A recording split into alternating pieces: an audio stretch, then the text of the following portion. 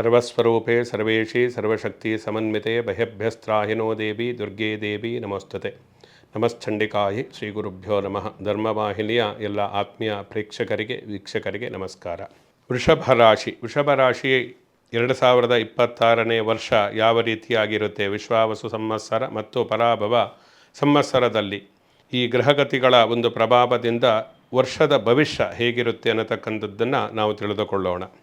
ಪ್ರಮುಖವಾಗಿ ವೃಷಭ ರಾಶಿಗೆ ಅಧಿಪತಿಯಾದಂತಹ ಶುಕ್ರ ಜೊತೆಯಲ್ಲಿ ಆ ವೃಷಭ ರಾಶಿಯ ಒಂದು ಗ್ರಹಗತಿಗಳ ಒಂದು ಪ್ರಭಾವವನ್ನು ನಾವು ತೆಗೆದುಕೊಂಡಾಗ ಈ ವರ್ಷ ಹೆಚ್ಚು ಅದೃಷ್ಟವಂತರು ಅಂತೇಳಿ ಹೇಳಬೇಕಾಗುತ್ತೆ. ಯಾಕೆಂದರೆ ದ್ವಿತೀಯದಲ್ಲಿ ಗುರು ಇದ್ದಾನೆ, 11ನೇ ಮನೆಯಲ್ಲಿ ಶನಿ ವಿಶೇಷವಾಗಿ ಕರ್ಮಕಾರಕನಾಗಿ ಅವರಿಗೆ ಉದ್ಯೋಗದಲ್ಲಿ ಒಂದು ಪ್ರವರ್ಧ ಉನ್ನತಿಗೆ ಬರತಕ್ಕಂತಹ ಪ್ರಗತಿಯನ್ನು ಸಾಧಿಸ್ತಕ್ಕಂತಹ ವಿಶೇಷವಾದಂತಹ ಯೋಗವನ್ನು ಅವನು ಕೊಡ್ತಾನೆ. ಆದ್ದರಿಂದ ಈ ವೃಷಭ ರಾಶಿಗೆ ಆರ್ಥಿಕವಾಗಿ ಈ ವರ್ಷದಲ್ಲಿ ಹೆಚ್ಚು ಸದೃಢರು ಅಂತೇಳಿ ಹೇಳಬೇಕಾಗುತ್ತೆ. ಎಷ್ಟು ಶಕ್ತಿಯುಕ್ತವಾಗಿ ಅಂದರೆ ಹಿಂದೆ ಕಳ್ಕೊಳ್ಳಿದ್ದೆಲ್ಲ ಈ ವರ್ಷದಲ್ಲಿ ಸಂಪಾದನೆ ಮಾಡತಕ್ಕಂತಹ ವಿಶೇಷವಾದಂತಹ ಯೋಗ ಈ ವೃಷಭ ರಾಶಿಯವರಿಗೆ ಇದೆ.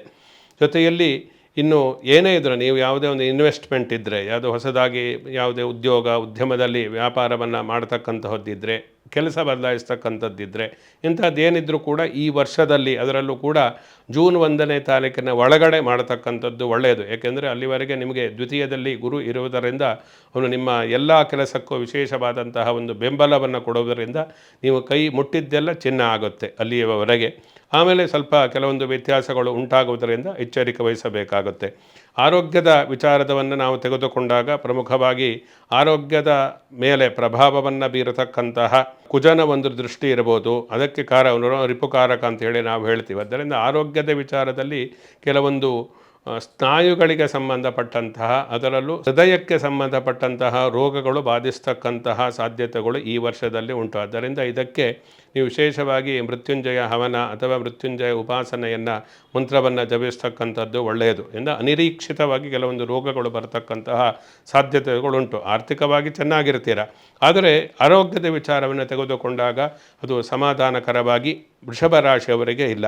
ಇನ್ನು ಕೆಲವೊಂದು ಈ ಉದ್ಯೋಗಕ್ಕೆ ಸಂಬಂಧಪಟ್ಟಂತೆ ನೀವು ಬದಲಾಯಿಸ್ತಕ್ಕಂಥದ್ದು ಒಳ್ಳೆಯದು. ಅಥವಾ ಉದ್ಯೋಗವನ್ನು ಅರಸ್ತಾಕಿರ್ತಾ ಇರ್ತಾರೆ, ಯಾರೋ ಕೆಲಸ ಇಲ್ಲದೆ ಇರೋರು, ನಿರುದ್ಯೋಗಿಗಳು, ಅಂಥವರಿಗೆ ಈ ವರ್ಷದಲ್ಲಿ ಅದರಲ್ಲೂ ಜೂನ್ ಒಳಗಡೆ ಕೆಲಸ ಸಿಗತಕ್ಕಂತಹ ಸಾಧ್ಯತೆಗಳು ಕೂಡ ಇದೆ.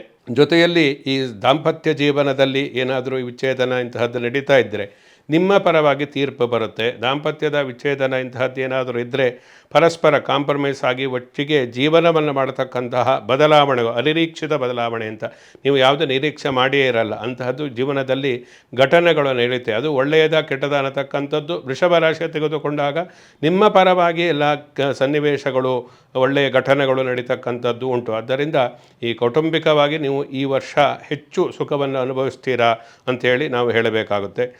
ಈ ಕೆಲವೊಂದು ಕಲಾವಿದರು, ವೃಷಭ ರಾಶಿಗೆ ವಿಶೇಷವಾಗಿ ಕಲಾವಿದರ ಒಂದು ಸೃಷ್ಟಿಯ ವ್ಯಕ್ತಿತ್ವವನ್ನು ಕೊಡತಕ್ಕಂಥದ್ದು ವೃಷಭ ರಾಶಿಗೆ ಶುಕ್ರ, ಬುಧ ಮತ್ತು ಕುಜ ಈ ಗ್ರಹಗಳ ಒಂದು ಪ್ರಭಾವದಿಂದ ಸ್ವಲ್ಪ ಅವರು ಜಾತಕದಲ್ಲಿ ವೈಯಕ್ತಿಕವಾಗಿ ಚೆನ್ನಾಗಿದ್ದರೆ ಪ್ರಸಿದ್ಧಿಯನ್ನು, ಕೀರ್ತಿಯನ್ನು ಪಡೆದುಕೊಳ್ಳಬಿಡ್ತಾರೆ. ಅವರ ಒಂದು ಪ್ರತಿಭೆ ಅನ್ನತಕ್ಕದ್ದು ಅನಾವರಣ ಆಗುತ್ತೆ.